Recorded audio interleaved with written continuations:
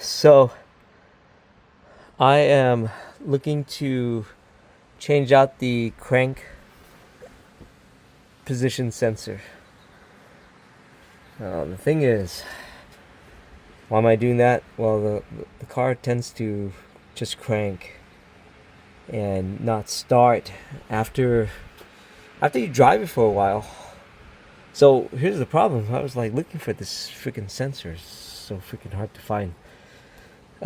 Ignore the oil residue that is here. I have a feeling it is the oil pan gasket. That's what I have a feeling of. But I'm gonna clean it up and anyways, the point of this is to show you where this is and why I'm changing it. Alright. 2011 Dodge Durango. It's got 218,000 miles on it. See that? That's the oil pan. The front of the car is this way.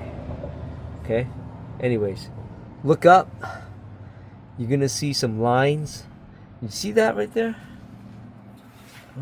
Right there. See that? That's the wire. Follow it.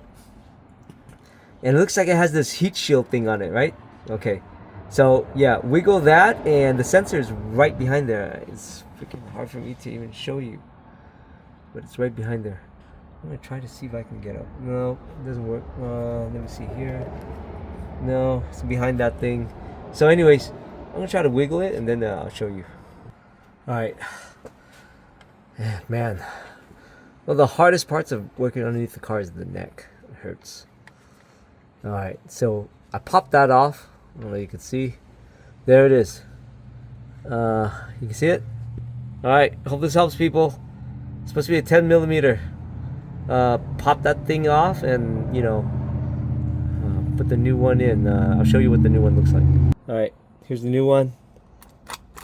Part number. Duralast.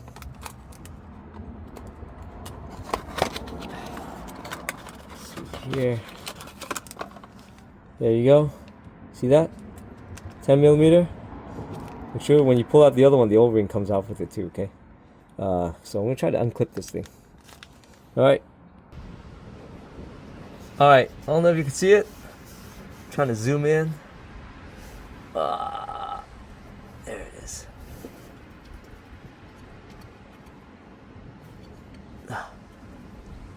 It's really tight. Dang it. Alright, I thought I could show you, but can't do it with one hand. Alright, here's the old one. Make sure the O-ring is there. So have a rag too. Where is it? Ooh, can you see the opening? Ooh, you know what? There it is. See the opening now?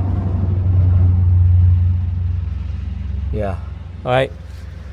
Hopefully, I'll get the new one in and then I'll show you. All right. Man, I got it in. Make sure you pop it in. Biggest thing.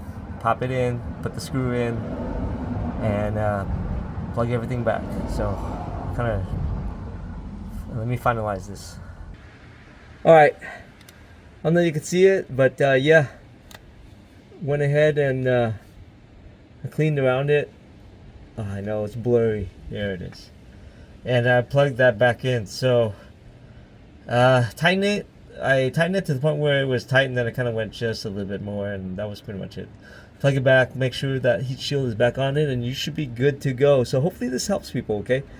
Again, symptoms: crank, no start, with battery ruled out, the key mobilizer ruled out, and it mainly only happens when the car is running hot. So it happened mainly during the summer, never winter or anything like that.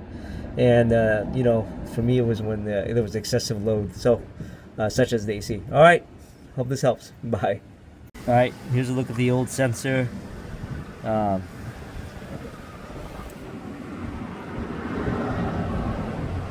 Ooh, could be original. Yeah. All right, hope this helps, people.